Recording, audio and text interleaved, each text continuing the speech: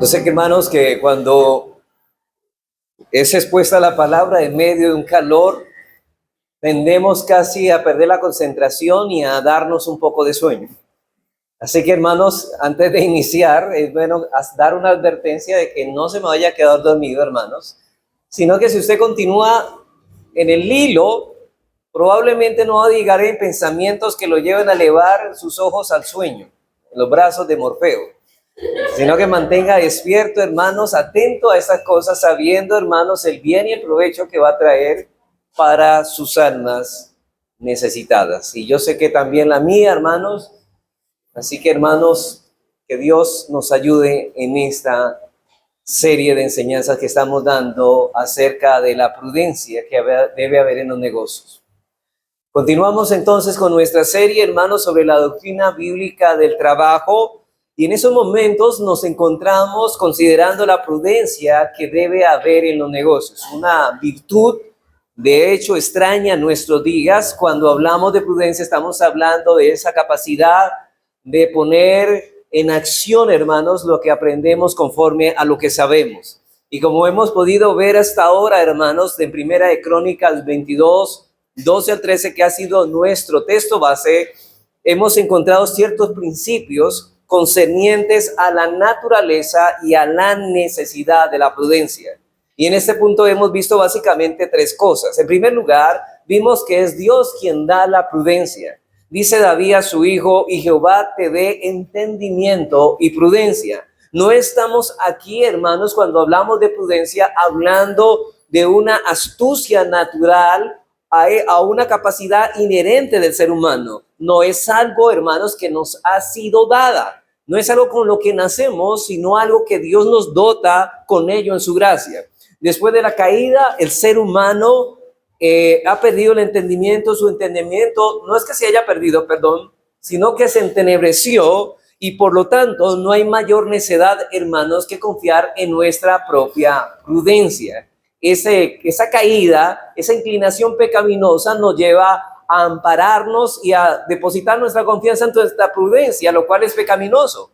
Por otro lado, hermanos, por eso David, que reconoce esta prudencia, dice que reconoce que esta prudencia no es natural y que no es inherente al ser humano. Dice a su hijo Salomón, dice, Jehová te dé entendimiento y prudencia. Es Dios quien da la prudencia. Y en segundo lugar, vimos que esa prudencia es conforme a la ley de Dios. No solamente que Dios es el dador de esa prudencia, sino que es conforme. Hay un marco de acción en la cual esta prudencia actúa y es la ley de Dios. Dice David, Jehová te dé entendimiento y prudencia para que cuando gobiernes a Israel guardes la ley de Jehová tu Dios. Así que esta prudencia no consiste en la astucia que poseen algunos, la cual consiste en la capacidad de engañar a los demás. Eso es estafa, hermanos, deberíamos decir. Una persona que sabe cómo engañar al pagar sus impuestos y al engañar a los demás, no es solo un astuto, es un ladrón. Y la palabra de Dios dice, no hurtarás, dice, no robarás.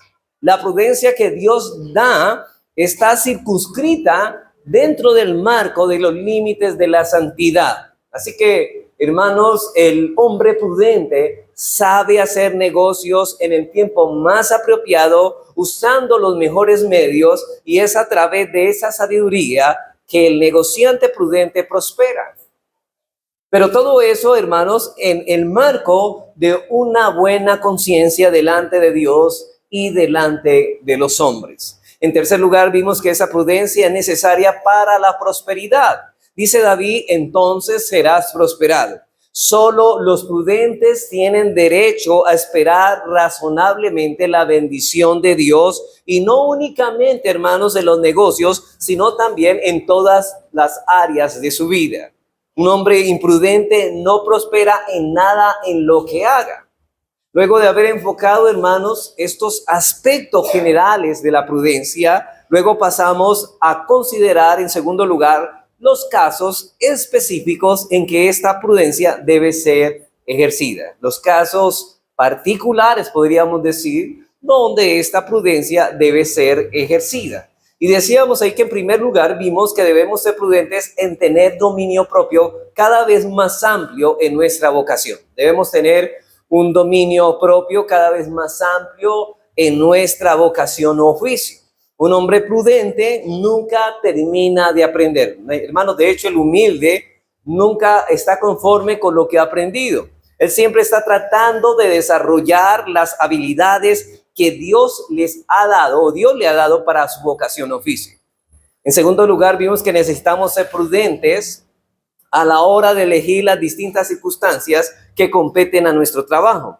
El lugar donde vamos a hacer negocios, el tiempo más apropiado para hacerlo y las personas con que vamos a asociarnos en esos trabajos, etcétera, etcétera.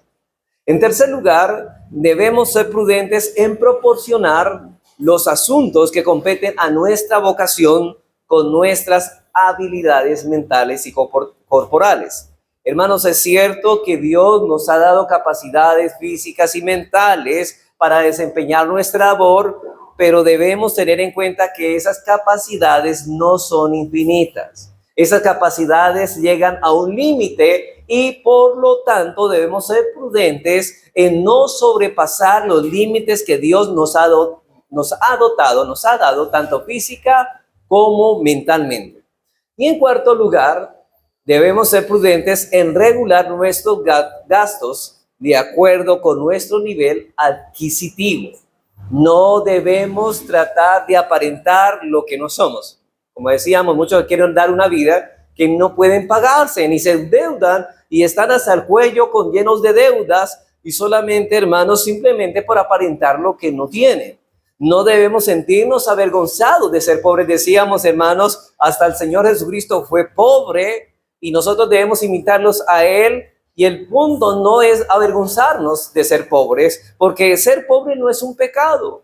No se debe gastar más de nuestro nivel adquisitivo. Eso en resumidas cuentas podría hablar de lo que hemos visto hasta el momento.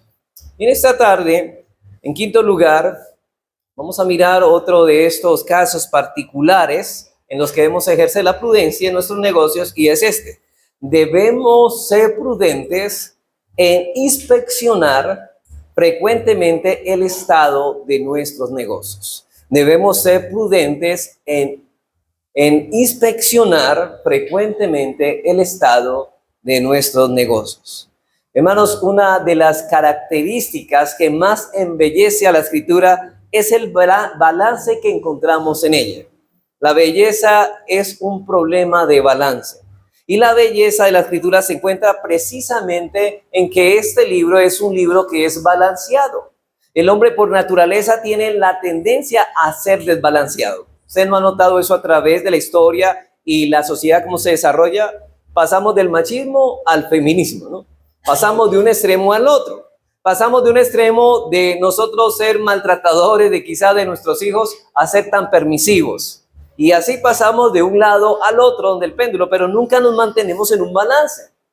Y ahí la belleza está en tener ese balance. Es decir, hermanos, ciertas personas se ocupan de alguna manera en sus negocios que descuidan casi la totalidad de los asuntos espirituales. Y aquí el balance tiene que ver con que, hermanos, no nos descuidemos nuestros negocios de esta vida, pero, hermanos, tampoco descuidemos más aún nuestros asuntos en la vida espiritual. Tanto una cosa, Dios nos manda a trabajar, dice que el que no quiera trabajar que no coma, pero también nos dice que busquen primeramente el reino de Dios y su justicia y las demás cosas vendrán por añadidura. Hay un balance, un equilibrio y ahí está la belleza de nuestra vida cristiana. Se ocupan tanto de los asuntos de este mundo que parecen que se les olvidara que tienen un alma que cuidar y un cielo que alcanzar, mientras que otras personas se van al extremo contrario de olvidar por completo los asuntos de esta vida con la excusa que están ocupados de lleno con aquellas cosas que tienen que ver con la piedad. Ellos no tienen tiempo para trabajar porque se la pasan orando, leyendo la palabra de Dios y por lo tanto no trabajan. Y esas son las excusas que sacan, hermanos, para no proveer para los suyos, los cuales también es un pecado. Así que, hermanos, por un lado, nosotros debemos saber que debemos buscar primeramente el reino de Dios, pero también debemos diligentemente trabajar para proveer a los nuestros, para hacer bien a nuestra generación. Así que en la mentalidad de estos hombres existe una separación entre lo espiritual y lo terrenal. Diríamos que hay una cierta dicotomía o una cierta dualidad. Ellos separan este mundo de lo celestial. Ellos viven una vida o es una o es la otra, pero no dicen ni una y la otra.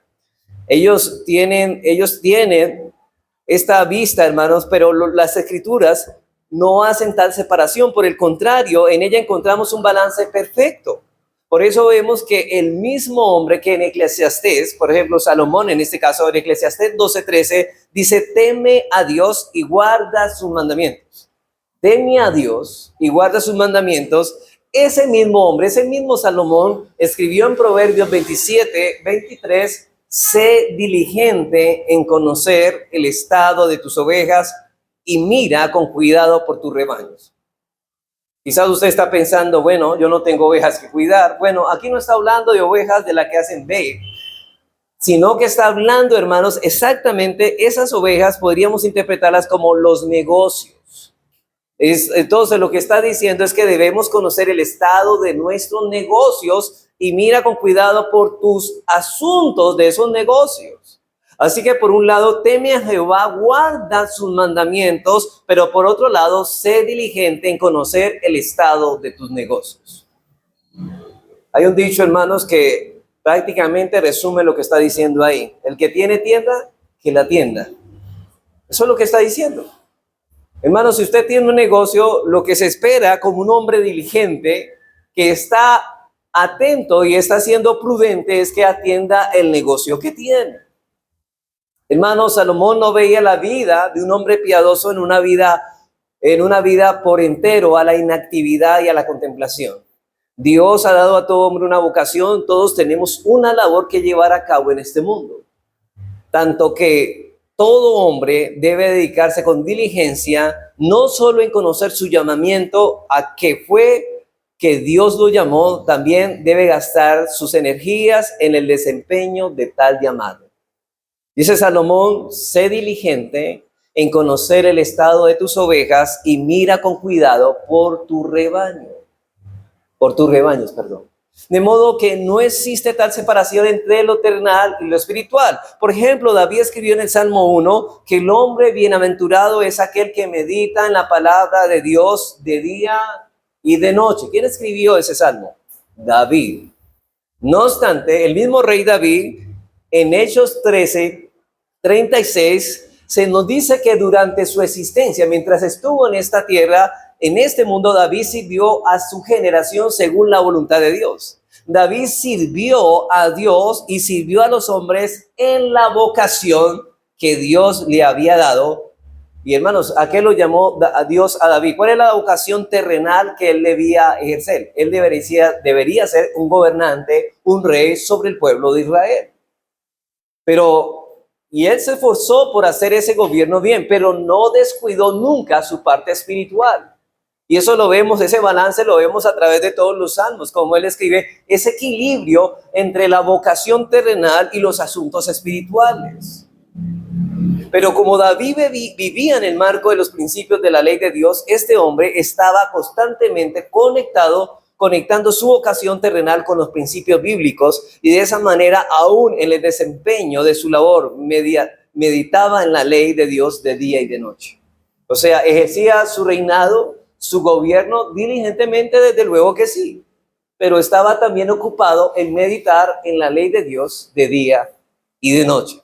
De hecho, él decía, mejor es un día en la casa de Dios que 1000 fuera de ellos. O sea, sus negocios, sus asuntos no le estorbaban a la hora de congregarse, a la hora de ir a la casa de Dios. David era un hombre que mantenía muy ocupado, hermanos. Si hay alguien que estaba ocupado bastante, era el rey David, en actividades de mucho peso como gobernar una nación. Y hermanos, si sabemos que hay una actividad que es bastante ardua y que ocupa mucho tiempo, es gobernar una nación. Y eso es lo que estaba haciendo David. Pero en el marco de los principios escriturales, este hombre es dichoso y bienaventurado. ¿Sabe por qué? Porque meditaba en la palabra del Señor y buscaba al Señor.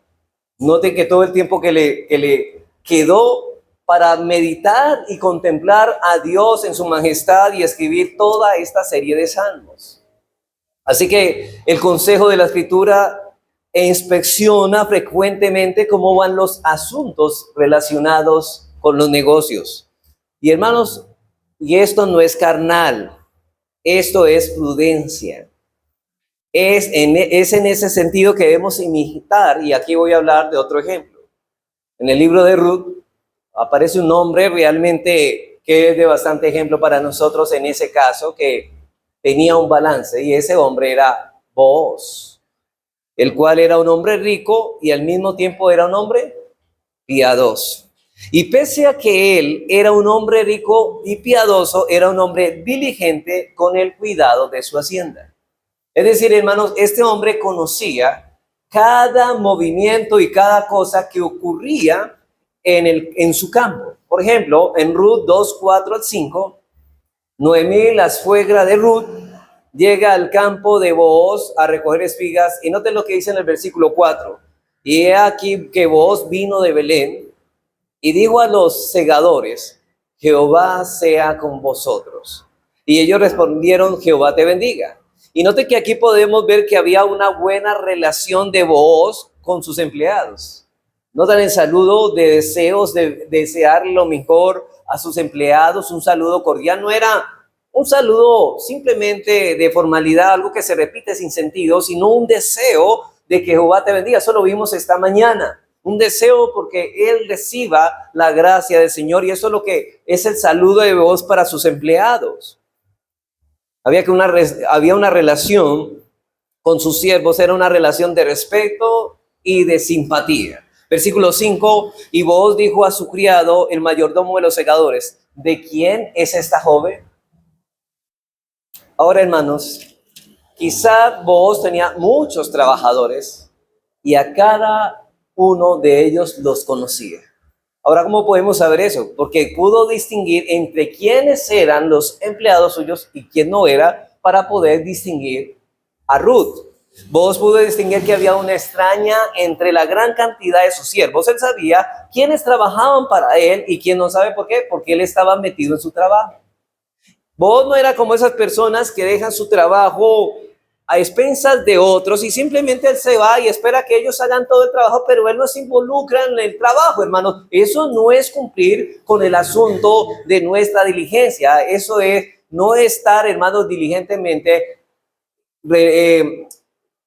fiscalizando, o más bien, hermanos, al tanto de nuestros negocios. Y cuando vio a esta joven, él pudo identificar que ella no era parte del grupo. Y vemos en el versículo 14 que estaban en una época de siega. Bueno, para nosotros es una época de cosecha, un tiempo que se requiere de más trabajos. Imagínense que nosotros fuéramos aquí, en el contexto nuestro, era una época de cosechar café. Bueno, en ese tiempo era trigo y cebada, pero era una época de cosecha. Y Booz le dijo a la hora de comer, note lo que le dice, y Booz le dijo a la hora de comer: ven aquí y come del pan y moja tu bocado en el vinagre. Y ella se sentó junto a los segadores y él le dio del potaje y comió hasta que se sació y le sobró.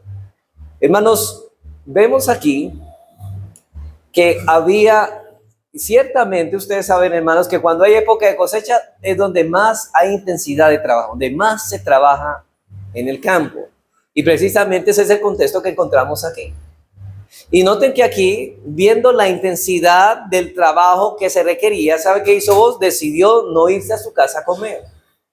Él estaba comiendo con sus jornaleros. Este hombre no estaba desentendido de sus negocios, él estaba allí. Y vemos en el capítulo 3 y 2, versículo 2, capítulo 3, 2, que Noemí recomendó a Ruth a que vaya una vez más a la hacienda, porque ella sabía que Booz iba a dormir allí. Ahora, dice ella: ¿no es Booz nuestro pariente con cuyas criadas tú has estado? Y aquí que él, note esto, que él avienta esta noche la parva de las cebadas. El trabajo de aventar la parva, si alguno no entiende ese lenguaje, consistía en tirar el grano hacia arriba contra el viento con una pala. Tiraba, el grano estaba molido, de manera que la paja inservible, el viento se la llevaba, o sea, le hacía a un lado y caía el grano bueno después de haber sido pisado por la cebada. Eso es como una separación entre la paja y el trigo o el grano. Y precisamente sabía Booz que este trabajo necesitaba de que él estuviera ahí inspeccionando estos asuntos. De esa manera se separaba la paja del grano, y esa parte del trabajo era muy importante y normalmente se hacía en la tarde porque era donde más viento hacía en ese tiempo. Y esto no significa que Booz era un hombre que descuidaba a su familia, sino a un hombre que en un momento dado de su labor, por cuanto se requería su cuidado intensamente, Booz decidió no irse a su casa a dormir esa noche. Y hermanos, y aquí la familia, yo sé que hay momentos de nuestras labores, de nuestros asuntos, en que puede ser que el padre de familia se ausente de su hogar y las mujeres comiencen a decir, bueno, pero ¿por qué no está en la casa? Él debería atendernos. Pero hay ocasiones, hermanos, que por asuntos de diligenciar, de atender los negocios en momentos de intensidad como son las cosechas, los hombres deben estar al tanto y no pueden ocuparse tanto de la casa en esos momentos. Pero son temporadas, hermanos. Y las mujeres deben ser consideradas en ese tema. Deben ser conscientes de que se requiere de que ellos estén inspeccionando que eso funcione a la perfección para que todo salga bien. Una cosecha, de hecho, se puede perder si el dueño de su negocio no está al tanto de los asuntos.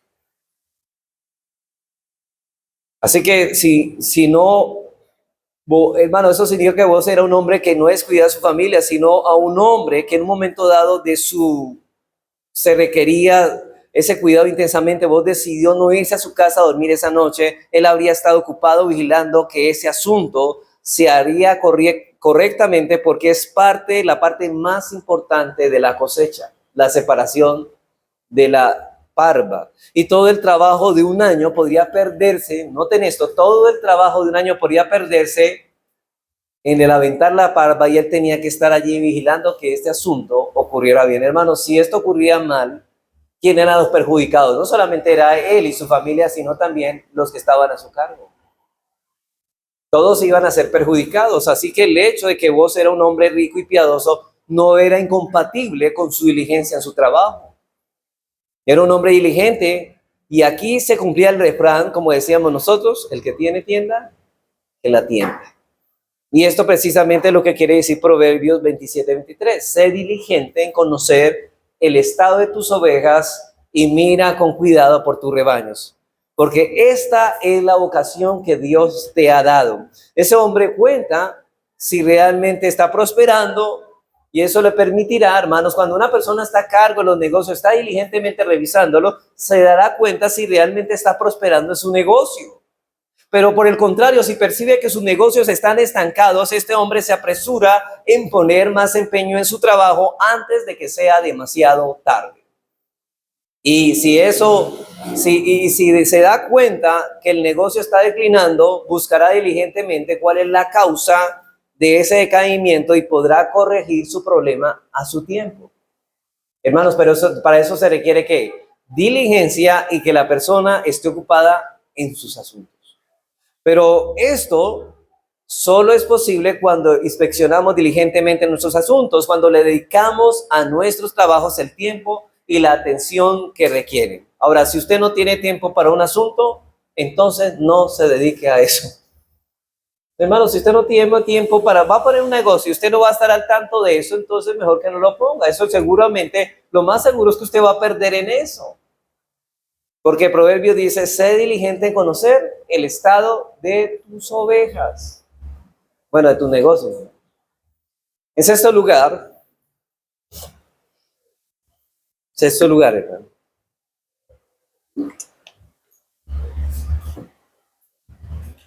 Debemos ser prudentes, y eso ya lo habíamos dicho de manera mucho más, digamos, general, pero vamos a ver de manera más específica.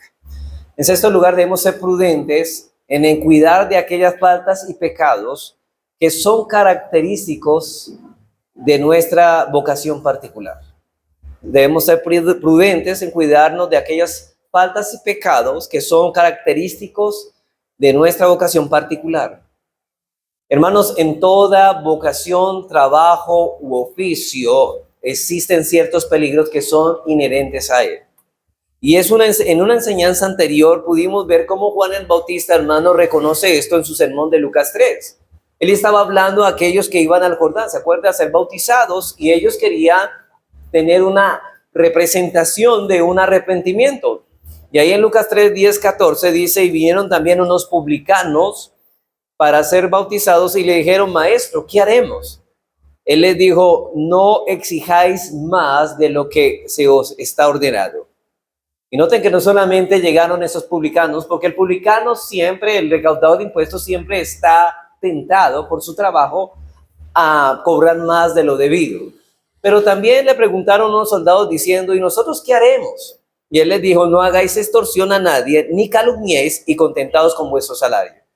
Juan estaba entendiendo de que la tentación de los soldados era extorsionar a los demás. Así que los publicanos tenían la tentación de cobrar más de lo debido, los soldados tenían la tentación de extorsionar, y Juan el Bautista sabía muy bien esto, y en cada vocación y en cada oficio, hermanos, hay ciertos pecados, hay ciertos errores que son propios de la vocación. Por ejemplo, en el caso de los comerciantes son varios los pecados y faltas con los que se tendrá que luchar con frecuencia en el desempeño de su trabajo. En ocasiones se verá tentado a sentir envidia. Por ejemplo, el que tiene negocios se ve envidioso porque el otro que vende la misma cosa le está yendo mejor que a usted tal vez. O al ver la prosperidad de otros mientras sus negocios están estancados. O descontento o con temor cuando las circunstancias dejen de ser favorables. O cuando se vislumbra, hermanos, en el futuro cierta incertidumbre cercano que está y que habrá dificultades. Es decir, sabe que va a haber dificultades y sentirá temor. Un temor que no es correcto, que es pecaminoso. De hecho, hermanos, sentir nosotros temor por el mañana es pecado. El Señor dice, no os afanéis por el día de mañana. Y hermanos, eso no es una sugerencia. No está diciendo el Señor, bueno, si no quieren afanarse, no se afanen, ¿no? Si quieren afanarse, si se afanan no pasa nada. No, él está diciendo no os afanéis, lo cual es una exhortación. Si usted está temeroso por el día de mañana, por cualquier circunstancia, hermanos, usted está pecando contra Dios. No tenemos derecho, hermanos, a decir qué va a pasar en el futuro, pero es que, ¿sabe por qué? Porque eso solamente lo sabe Dios. Nosotros somos muy dados a que pasa algo y ya estamos diciendo, no, esto va para esto va para mal. Esto va a terminar allí. Hermanos, ¿qué debe hacer el comerciante en este caso? Bueno, hay dos verdades que deben ser un ancla para ese hombre, y esas dos verdades mantendrán esas pasiones, porque Dios nos ha llamado a no tener espíritu de ¿qué? De cobardía, sino de amor y dominio propio, templanza, hermanos. Lo que carecen muchos creyentes o que profesan la fe es que le falta dominio propio en sus pasiones y dejan que las pasiones sean los que lo gobiernen. Por eso es que se imaginan una película antes de que ocurra. Hermanos, los celos enfermizos, ¿qué es? Una persona que se está imaginando algo que no está pasando. Ella ya se imaginó una película y ya le está haciendo problemas a su esposo porque ella piensa que es así. Lo mismo sucede en los negocios. Muchas veces estas personas no saben a ciencia cierta lo que está ocurriendo y ya están creando conjeturas y pensando lo peor. Pero hermanos, tú no eres Dios, tú no eres omnisciente para saber qué vendrá mañana. Por eso le digo, hay dos verdades que nos ayudarán a mantener las pasiones sujetas si las usas en el momento adecuado. Primeramente, que Dios es soberano, y segundo, que tú eres responsable. Dios es soberano, tú eres responsable, así que si providencialmente otros prosperan, mientras estás estancado a pesar de que eres diligente en tu trabajo, o si las circunstancias se tornan adversas repentinamente, entonces recuerda que Dios es soberano. Hermanos, todas las cosas ayudan para bien a los que le aman. Que Dios es quien gobierna todas las cosas que te rodean, más aún las gobierna para tu bien. Y es Jehová quien enriquece y es Jehová quien empobrece. Hermanos, Dios no ha prometido que el que sea diligente necesariamente va a enriquecerse. Bueno, lo tendrá con el bien necesario, sí. Y va a prosperar su alma, desde luego que sí. pero de ninguna manera nos ha prometido ser ricos. Dios da riquezas, Dios es el que empobrece. Hermanos, una mente protegida por esos pensamientos no habrá lugar para la envidia. ¿Sabe por qué? Dice, no, a cada uno Dios le ha dado la porción que él quiere. Y hermanos, y la porción para el impío, el creyente entiende que puede ser escasez o abundancia, hermanos. Y aquí podemos ver que si a los que aman a Dios todas las cosas ayudan para bien, lo contrario es que a los impíos todas las cosas le ayudan para mal. Los apartan mal del Señor. Ahora, si la razón del malestar económico está en una falta de diligencia, entonces debe recordar, hermanos, que tú como hombre eres ¿qué? Responsable. Una cosa, hermanos, una cosa es una y otra cosa es la otra. Hermano, el hecho de que sea diligente, Dios soberanamente te dará la porción que Dios ha querido darte y debes estar contento con la porción que Dios te da. El Señor dice que aunque tengamos sustento y abrigo, estemos contentos con esto. Pero si tu causa de tu escasez y tu pobreza es tu negligencia, entonces debe pensar que eres responsable y que lo que está viniendo es por causa de tu negligencia en tu trabajo. Hermanos, cuando una mente está protegida por esos pensamientos, no habrá lugar para la envidia, para el descontento o el temor. Y si la razón del malestar económico es falta de diligencia, entonces debe recordarte que el hombre es responsable. Es lo que dice Gálatas 6:6. Dice, pues todo lo que el hombre sembrare, eso también segará. Muchos están donde están por su propia responsabilidad, por falta de diligencia, por falta de prudencia. Y es allí donde debe haber arrepentimiento y clamar sabiduría. Uno debe, hermano, de hecho esta serie está con el propósito de nosotros poder hurgar y revisar el estado de nuestros negocios. Porque si es causa, hermanos, de nuestra negligencia, ¿sabe qué deberíamos pedir? Acercarnos humillados al trono de la gracia y Señor, perdónanos por haber sido tan negligentes en nuestro trabajo y haber disfrazado estas cosas de piedad. Y perdónanos también, y Señor, y clamemos que Dios nos dé sabiduría para manejar estas cosas con prudencia, conforme a los principios bíblicos que Él nos ha revelado. En el caso de algunos cuyos casos se les obliga a trabajar en la dirección de otros seres humanos, como en el caso, y yo sé, hermanos, que hay casos de personas que, como los ingenieros, los arquitectos, los que trabajan en la empresa o en el caso del que elabora mucho personal. Es decir, estoy hablando en el contexto de esas personas que son personas que tienen a cargo mucho personal que manejar. En ocasiones particulares de trabajo será la ira y la amargura y el resentimiento lo que él tiene que controlar. Recuerde que aquí lo que estamos viendo es que esta persona debe controlar sus pasiones.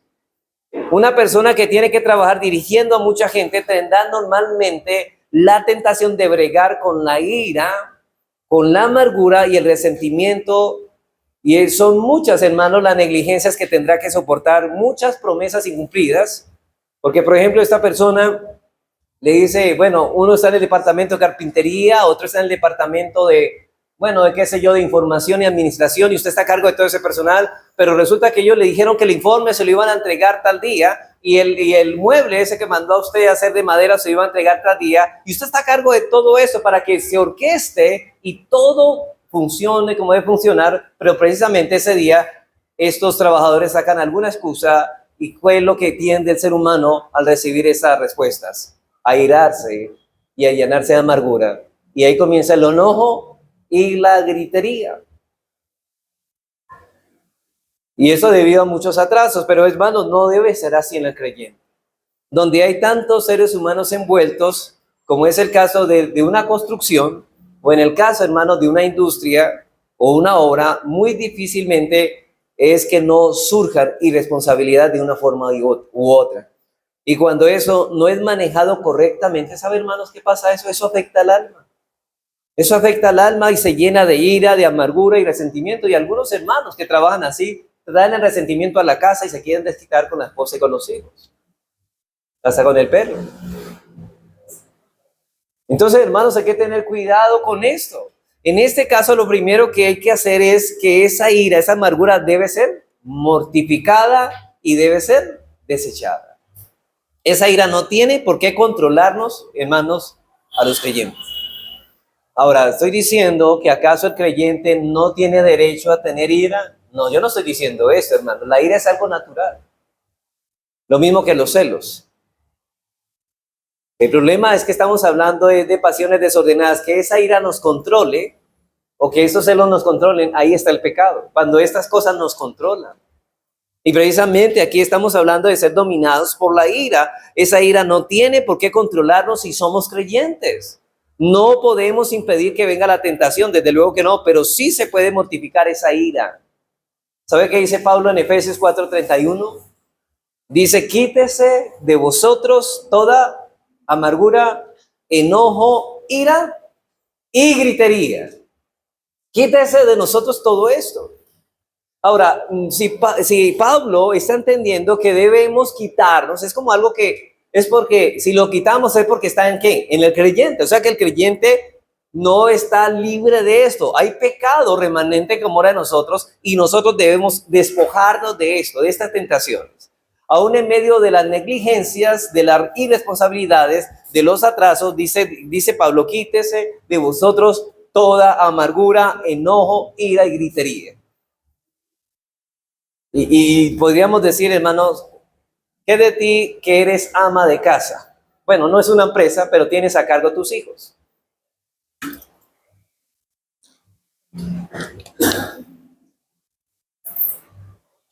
Porque muchas veces cuando la madre no obedece a sus hijos, se llenan de amargura, enojo y ¿cómo terminan?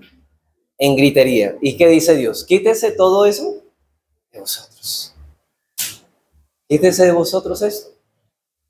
Y lo segundo que tenemos que reconocer, que hacer, es recordar constantemente la paciencia que Dios tiene contigo diariamente. Hermano, ¿qué se espera de un creyente? Bueno, el creyente debe razonar así, ¿cuánta paciencia Dios ha tenido que tener conmigo? ¿Cuánta paciencia, hermanos? ¿Cuántos errores, imperfecciones, pecados y errores Dios ha tenido conmigo? Ahora, ¿qué espera Dios de nosotros? Que tengamos esa misma paciencia que hemos recibido de Dios, que la tengamos también con los demás. Eso es un remedio eficaz, de hecho, hermanos. Hermanos, tenemos que recordarnos constantemente, y hermana y padres también, ¿no? Nosotros también nos incluimos allí. Pero aunque estamos hablando de negocio, pero quiero, hermanos, también que este asunto lo llevemos a ello. Si Dios ha sido paciente con nosotros, nosotros deberíamos hacerlo con nuestros hijos. Ahora, ¿cómo llamamos a Dios nuestro Padre Celestial? ¿Y cómo es nuestro Padre? Paciente. Pues debemos imitar a Dios en nuestra paternidad, en nuestra maternidad, debemos imitar a Dios en que Él es paciente con sus hijos. Así que debemos combatir contra la ira, la impaciencia, la amargura y el resentimiento. Recuerda la paciencia que Dios tiene contigo diariamente. Te impacientas cuando ves lo negligente que son los demás, cuando escuchas todas esas promesas incumplidas, pero cuánta paciencia Dios ha tenido con nosotros, con todas nuestras negligencias y con todas nuestras irresponsabilidades. Somos irresponsables, hermanos. Escuchamos una predicación, una enseñanza y cuánto estamos viviendo. Pero después queremos que todos nos cumplan a nosotros al pie de la letra. Y nos airamos cuando no lo hacen. ¿Qué sería de nosotros si Dios nos tratara, hermanos, como algunos tratan a sus empleados? Y hermanos, si es verdad, hay hombres que se hacen llamar cristianos y tratan, hermanos, y no estoy exagerando, tratan a sus empleados como si fueran animales. Eso no significa que no debemos dirigir, y eso, hermanos, quiero hacer aquí un balance. Esto no significa que no debemos dirigir con firmeza a aquellos que laboran para nosotros. Una cosa sin la otra, no, una cosa con la otra. O que no debemos exigir responsabilidad. Hermanos, yo sé que puede ser que un hermano contrate a un hermano en Cristo para ser su empleado. Y hermanos, y si tú tienes un empleado que es cristiano, vas a exigirle más y les vas a hablar con más firmeza. ¿Sabe por qué? Porque él debe dar más ejemplo que el impío. Muchas veces, hermanos, nosotros pensamos, a veces los creyentes piensan, no, es que mi jefe es creyente, perdón, y ahora él me debe permitir lo que yo quiera. Y están pidiendo permiso para toda hora para irse para la casa. Es que me voy a la iglesia a orar, me voy a la casa, y están pidiendo en todo momento permiso, hermanos. Y eso no, el jefe que es cristiano, que es hermano en la fe, debe decirle un momento, y voy a hablarle con firmeza. Así como nosotros debemos hablar con los hijos, a veces hay que hablarles fuerte a los hijos con firmeza. Nosotros apenas pensamos, hermanos, que el amor solamente exige palabras suaves, simplemente, pero hermanos, la suavidad de nosotros no se pierde cuando somos firmes. La firmeza es una muestra de que la persona se está llamando a la exhortación y a que corrija lo que está haciendo mal. Pero una cosa es exigirle a alguien que sea responsable y otra muy distinta es tratar a una persona groseramente. Recuerda que el hombre está hecho a la imagen de Dios, hermanos, y eso también con nuestros hijos. Hablamos firmemente, sí, pero ¿cuál es el balance? Sin ser groseros, pero debemos hablarle con firmeza. Dios está en contra de todo tipo de opresión, ya sea verbal o sea opresión económica, pero hermanos debemos tener un balance. Santiago 5 es un texto muy duro para esto. Dice aquí, vamos ahora ricos, y está hablando no de ricos cristianos, sino de ricos inconversos. Dice, llorad y aullad por vuestras miserias que os vendrán, y les van a venir. ¿Sabe por qué? Porque vuestras riquezas están podridas, y vuestras ropas están comidas de polilla, vuestro oro y plata están enmohecidos, y su moho testificará contra vosotros, y devorará del todo vuestras carnes como fuego. Habéis acumulado tesoros para los días postreros. Pero noten lo que dice. He aquí clama el jornal de los obreros que han cosechado vuestras tierras. ¿Y qué ha pasado? Estos hombres no le han pagado lo justo a sus obreros. O tal vez no le han pagado, hermano. Y son insensibles. Y quizás están pasando por necesidades y no les han pagado lo que deben hacer. Dice, el cual por engaño no les ha sido pagado por vosotros, y los clamores de los que habían cegado han entrado a los oídos del Señor de los ejércitos. Y ahí podríamos decir horrendas cosas caer en las manos de un Dios vivo. Estas personas piensan que van a quitarle el jornal al que le trabaja y no les va a pasar nada. No, dice el Señor, no, esperen nomás el juicio de Dios cuando estén delante del Señor. Hermanos, una persona que esté oprimiendo a sus empleados y le paga menos de lo que le debe a sus empleados está bajo la ira de Dios. Por eso es que un cristiano no puede ser así, porque se supone que él ya no está bajo la ira de Dios. No puede ser así, hermanos. Como hemos podido ver, entonces, hermanos, la prudencia es necesaria para poder ver todos nuestros asuntos de tal manera que podamos glorificar a Dios en nuestra vocación, de manera que podemos servir a nuestra generación y de manera que podamos tener una vida bienaventurada. Y aunque ya hemos podido ver que es Dios, hermanos, quien da la prudencia y el entendimiento, estas cualidades pueden y deben ser desarrolladas, ¿sabe qué? Haciendo uso de los medios que el Señor nos ha provisto para tales fines. Hermanos, eso no se va a hacer eximiéndonos de los medios de gracia. Así que habiendo considerado, hermanos, primero la necesidad y la naturaleza de la prudencia, y en segundo lugar los casos particulares en que esa prudencia debe ser aplicada, ahora veremos en tercer y último lugar, para terminar ya toda esta sección, miremos algunos consejos prácticos para el desarrollo de la prudencia. ¿Usted quiere ser prudente, cierto, hermano? Bueno, yo espero que sí, hermano. Vamos a dar algunos consejos prácticos para que usted desarrolle la prudencia. Sí, la prudencia es una virtud que espera el Señor que nosotros hagamos con esa virtud, que la desarrollemos. Entonces, hermanos, primero, vamos a mirar cuál es el primer consejo. Dedícate a gobernar tus pasiones y tus deseos en lugar de dejarte gobernar por ellos. Yo creo que, hermanos, no solamente al asunto de los negocios, sino a todos los asuntos de nuestra vida. Dedícate a gobernar tus pasiones y tus deseos en lugar de dejarte gobernar por ellos. Y aquí no solo estamos hablando solamente de los negocios, sino en todas las cosas, desde las más simples hasta las más complejas. Los creyentes no deben guiarse por las pasiones ni por deseos, sino por principios. Hermanos, ¿cómo debo actuar? ¿Por lo que quiero hacer o por lo que debo hacer? Por lo que debo hacer, no por lo que quiero hacer. Y lo que debo hacer es lo que está conforme a la palabra de Dios. Pablo describe en Efesios 2, 1 al 3, a los inconversos, a los que van camino al infierno. ¿Sabe como quién? Como hijos de desobediencia, personas que a la hora de actuar lo hacen siguiendo los deseos de su carne. Hermanos, una persona puede estar expuesta a la predicación de la palabra, pero ¿sabe qué termina siendo él? No lo que dice la Biblia, sino lo que su corazón le dice. Es un hombre que está bajo la ira de Dios, es un hijo de desobediencia. Dice versículo 3, entre los cuales también todos nosotros, los cristianos, vivimos, verbo pasado en otro tiempo, en los deseos de nuestra carne, haciendo la voluntad de la carne y de los pensamientos. Lo que ellos desean, lo que ellos codician, detrás de eso van. Por otra parte, hermano, Judas describe a los inconversos como sensuales que no tienen al Espíritu. Personas que actúan de acuerdo, hermanos, a lo que sus sentidos les digan. Por ejemplo, una mujer que va y cualquier cosa que entra por sus ojos en el almacén, yo lo tengo que tener, lo tengo que comprar. ¿Y por qué se está gobernando esta mujer? No por deber, sino que por sus pasiones. No tiene control sobre sus pasiones. Pero los creyentes tienen el Espíritu Santo y nos capacita para poner en sujeción esas pasiones que aún se encuentran en nosotros, de tal manera que tenemos un control sobre lo que queremos. No todo lo que queremos lo vamos a tener, porque muchas veces sería imprudente tenerlo, más aún, hermanos, cuando el dinero no alcanza. Eso es lo que dice Pablo en Gálatas 5:24. Pero los que son de Cristo, ¿sabe qué pasa?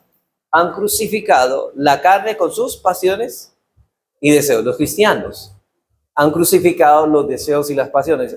Ya no los gobiernan, ya no están al mando, pero al mismo tiempo dice el apóstol Pedro en primera de Pedro 2:11, amados, os ruego como extranjeros y peregrinos. Es como Pedro está diciendo, mire, tengan en cuenta que ustedes están de paso aquí, están temporalmente en este mundo.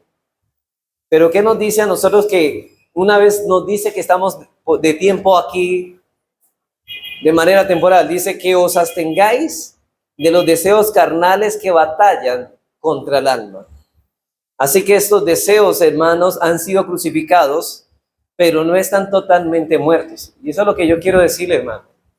Aquí no están totalmente inoperantes estos deseos. En otras palabras, estos deseos ya no nos gobiernan, pero todavía nos hacen la guerra. ¿Se acuerdan que nosotros decíamos que el creyente ha sido libertado del dominio del pecado? Sí, pero todavía el pecado permanece en nosotros. Así que los deseos del pecado todavía luchan con nuestra alma para hacer la voluntad del Señor. Por tanto, si mortificamos esos deseos y pasiones, hermanos, vamos a ser, o no mortificamos esos deseos y pasiones, vamos a ser unas personas imprudentes toda la vida. Y lo triste, hermanos, es que la imprudencia no procede de la falta de inteligencia, sino de la de actuar de una forma apasionada. Nosotros a veces permitimos que nuestros hijos hagan lo que quieran hacer. Nuestros hijos no deben hacer lo que ellos quieren, sino lo que deben hacer. No lo que quieren. Es que el niño quiso dormir hasta las 12 de la mañana. Bueno, eso es que exagerado, pero hermanos, estamos dejando que él haga lo que quiere y no lo que debe. Hijo, tienda la cama. Mamá, no quiero. Entonces no la tienda si no quiere. No, es que no es si quiere, es que él debe, hermanos.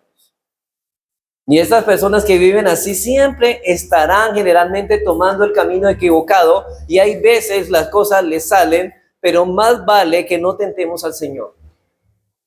Eso no significa que a ese muchacho le va a ir bien en la vida, hermano.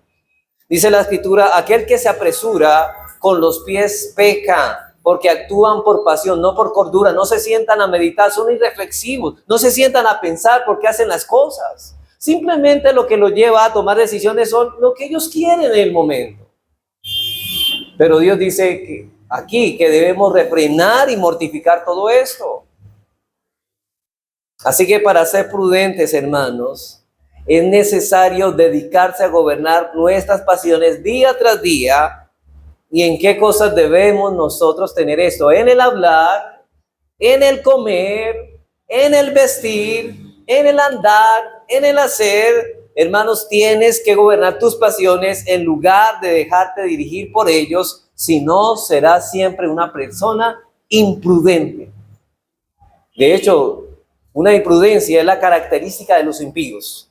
Así que si no eres prudente, no te llames cristiano, porque no lo eres.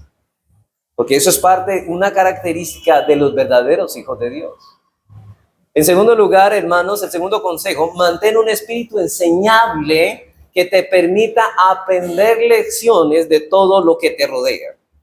Mantén un espíritu enseñable que te permita aprender lecciones de todo lo que te rodea. En ese sentido, hermanos, los éxitos y los fracasos pueden ser de mucha ayuda para ti si mantienes los ojos abiertos, hermano. Si unos tropezaron por ese camino, ¿sabe qué usted debe evitar? Evita caminar por allí. Yo no sé, hermanos, qué tienen los jóvenes de hoy en día, que ven a los adultos que les ha pasado miles de cosas y no muy buenas, y ellos quieren volver a transitar por el mismo camino que es un fracaso. Quieren caer en el mismo hoyo de la desesperación. Hermanos, si unos tropiezan por ese camino, evita caminar por ellos. Y ese es el consejo de Salomón en Proverbios 24, 30, 34. Noten lo que dice, cómo él contempla alrededor y aprende de lo que ve. Hermanos, si hay algo que debemos ser, es la sabiduría, es aprender de las cosas que nos rodean. Si a otros le fue mal por ahí, hermanos, nosotros, ¿qué estamos haciendo? Yo recuerdo, hermanos, cuando sucedió eso de las pirámides, una pirámide esa se cayó, ¿cierto? ¿Se acuerdan? Bueno, no voy a hablar de nombres. Y uno decía, bueno, esta gente va a aprender, ya no vuelven a meter dinero en esas pirámides. ¿Y qué pasó, hermanos? Volvieron a meter y los volvieron a tumbar. No son prudentes. Dice Salomón, note lo que dice aquí, pasé junto al camino del hombre perezoso y junto a la viña del hombre falto de entendimiento, y aquí por toda ella habían crecido espinos. O sea, notaba la negligencia de este hombre. Ortigas habían ya cubierto su faz y su cerca de piedra estaba ya destruida. Pero noten lo que dice Salomón. Él es un hombre reflexivo que medita. Dice, miré y lo puse en mi corazón, lo vi y tomé consejo. Ahora, ¿cuál es el consejo que tomó Salomón? Este no es el camino el cual yo debo tomar. ¿Y cuál es el camino que no debe tomar? La negligencia de un hombre perezoso. Sigue diciendo él, un poco de sueño, cabeceando otro poco, poniendo la mano sobre mano otro poco para dormir. Así vendrá como caminante tu necesidad y tu pobreza como hombre armado. Salomón usaba bien la cabeza, hermanos, no para colocarse el sombrero ni la gorra, hermanos, la utilizaba para pensar bien. ¿Y sabe para qué, hermanos? Para que inclusive cuando él miraba a las hormigas, decía que las hormigas eran una lección para él. Hasta uno de los pequeños animalitos como las hormigas, él tomaba lecciones, hermano, como la hormiga era un animal prudente porque guardaba en el día bueno para el día malo. Era un hombre enseñable. Es por tal razón, hermanos, que no se puede ser prudente e irreflexivo al mismo tiempo. Para ser prudente hay que ser reflexivo, hermano. ¿Sabe qué? Recuerda que debemos amar a Dios con toda nuestra mente, y para eso, hermanos, debemos pensar antes de actuar y meditar, hermanos, qué caminos debemos evitar. Toda nuestra capacidad de razonar y todo nuestro intelecto debe ser puesto, ¿sabe quién? Al servicio del Señor. Muchos piensan en nuestros días que atesorar conocimiento es vano. Y hay muchos, mire, yo he escuchado personas, eso es aprender tanta doctrina, eso no hay necesidad. Pero Salomón dice que el que acumula conocimiento es sabio. El conocimiento vano, hermanos, es aquel que solo sirve para alimentar el orgullo. Pero aquí se está hablando de ese conocimiento que nos lleva a ser más piadosos. Debe usar la mente que Dios te dio para razonar, hermanos. ¿Sabe qué significa ser piadoso? Estamos llenando y debemos llenar nuestra mente de conocimiento. ¿Con qué fin? Con el fin de agradar al Señor. Pero para ello necesitamos ser, ¿qué? Prudentes. Aprender a aplicar ese conocimiento a la vida diaria. Y para eso necesitamos que ser reflexivos. Que en su ley medita de día y de noche, y todo lo que haga le saldrá bien. Todo prosperará, dice allí. Así que si queremos ser prudentes, ser hombres y mujeres reflexivos, hermanos, si queremos ser prudentes, debemos ser hombres y mujeres reflexivos. Debemos aprender a sacar lecciones de todo lo que nos rodea. Yo podría dar muchos ejemplos, el caso de Jesús con los pájaros de las aves del cielo, con los lirios del campo, pero yo creo que quedó claro el punto, ¿no? En tercer lugar, antes de tomar decisiones, es importante que busques el consejo de hombres sabios. Antes de tomar decisiones importantes, busca el consejo de hombres sabios. Nunca busques el consejo en alguien que te diga lo que tú quieres escuchar. Mire, normalmente nosotros tenemos la tendencia a pedir consejo que buscamos las personas que nos digan lo que queremos oír. Por ejemplo, un joven, ¿a quién busca? Muchas veces a otro joven, de lo cual es necio, hermanos. ¿Qué pasó con el rey Roboam cuando pidió consejo? Cuando fue a los ancianos, escuchó el consejo y lo desechó, el de los ancianos, los sabios. Pero fue a los jóvenes y así aceptó ese consejo. ¿Y sabe qué? Llevó a su reino a ser dividido y lo llevó al fracaso. Los jóvenes deberían pensar en ver las canas y la sabiduría antes de pedir un consejo. Bueno, hermanos, Dios no ha dado a ningún hombre tanta capacidad como para que no necesite el consejo de otros. Nadie es autosuficiente y el hombre sabio busca consejo, pero el necio, ¿sabe qué? Lo desprecia. Dice Proverbios 11:14, donde hay dirección sabia, donde no hay dirección sabia, caerá el pueblo, mas en la multitud de consejeros hay seguridad. Y Proverbios 15:31, el oído que escucha la amonestación de la vida entre los sabios morará. O sea que será contado por sabio el que escucha a quién, a los sabios. Lo cual implica que si esta persona solamente escucha a los necios, ¿qué será? Habitará entre los necios.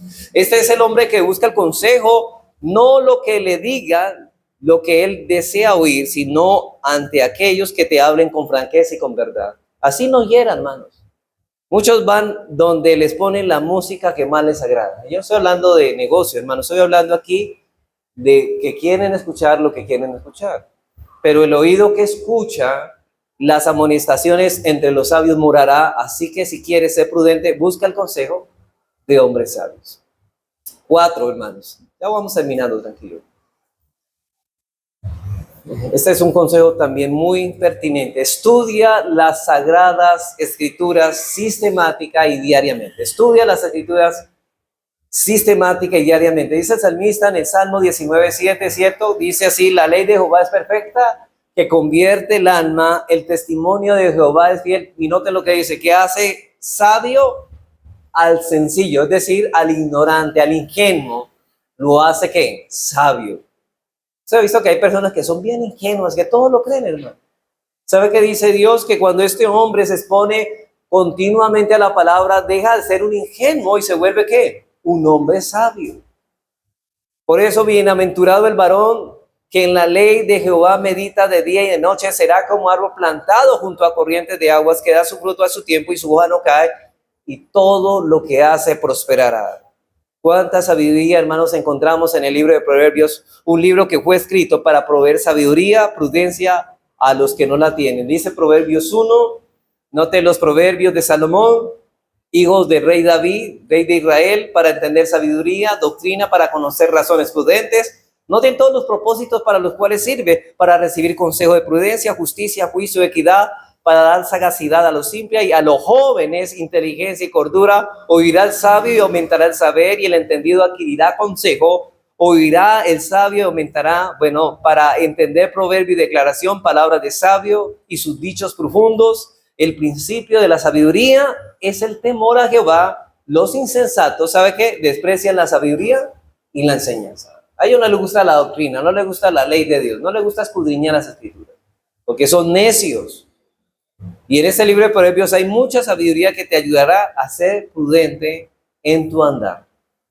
Y de hecho, hermanos, sería bueno. ¿Sabe cuántos capítulos tiene el libro de Proverbios? Tiene 31. Sería bueno, hermanos, que ejercitemos y así hagamos el devocional, pongamos diariamente, leamos un capítulo de Proverbios diariamente. O sea, cada mes leeríamos el libro de Proverbios en un mes. Y terminamos y lo volvemos a leer. Y lo terminamos. O sea que en el año, ¿cuántas veces leeríamos el libro de Proverbios? 12 veces. Sería un buen ejercicio para que nosotros adquiramos sabiduría. Y último, y hermanos, ora al Padre por instrucción y sabiduría. Ora al Padre por instrucción y sabiduría. Hermanos, nuestro sabio Dios nos ha prometido conceder sabiduría cuando se la pedimos y buscamos humildemente. El Señor solamente revela su voluntad, ¿sabe a quién? A hombres y mujeres humildes. Dice el Señor en Mateo 11:27, te alabo, Señor del cielo y de la tierra, porque escondiste estas cosas de los sabios y de los entendidos y las revelaste a los niños. Así, pero no es que sean niños, sino que en su carácter humilde son como niños.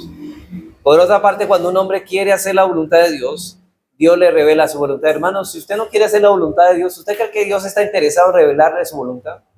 De ninguna manera. Cuando un hombre quiere atesorar el conocimiento de la Escritura para envanecerse, Dios lo entenebrece. Hermanos, hay personas que simplemente el conocimiento les hace mucho daño. En lugar de humildes, se vuelven más arrogantes. Y están corrigiendo a todo el mundo y todo el mundo es malo menos ellos. Porque son arrogantes, hermanos. Pero Dios ha prometido darle sabiduría a los rectos, a los que quieren caminar rectamente. Así que no hay razón, hermanos, para ser un imprudente. ¿Sabe por qué? Porque Dios de su torrente de sabiduría da sabiduría a los que piden humildemente. Y esto es lo que nos dice Santiago 1:5. Si alguno de vosotros tiene falta de sabiduría, pídala a Dios, el cual da a todos abundantemente y sin reproche, y os será dada. Para concluir, hermanos, ¿cómo concluimos esta enseñanza? Bueno, entonces, para ser prudente, primero, dedícate a gobernar tus pasiones y tus deseos en lugar de dejarte gobernar por ellos. Segundo, mantén un espíritu enseñable que te permita aprender lecciones de todo lo que te rodea. Tercero, antes de tomar decisiones importantes, busca el consejo de hombres sabios. Cuarto, estudia las Sagradas Escrituras sistemática y diariamente. Y quinto, ora al Padre por instrucción y sabiduría, hermanos. Que el Señor nos ayude a que podamos regular toda nuestra vida conforme a los principios de su bendita y gloriosa palabra.